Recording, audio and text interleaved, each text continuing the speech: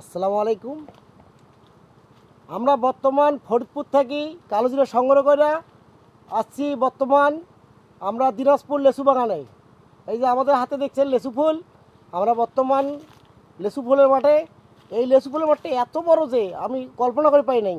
প্রায় 3 কিলোমিটার হাঁটি যেতে হয়, তাও ফুরায় না, এত সুন্দর। আর আমাদের মাছের বাক্স এখানে নিয়ে এসেছি, দেখেন বাক্স খামার সব নিয়ে এসেছি। এই যে এখনও মুখ খুলে দেয় নাই, এই যে আমাদের বাক্সগুলা সব দেখেন কত সুন্দরভাবে রাখছি।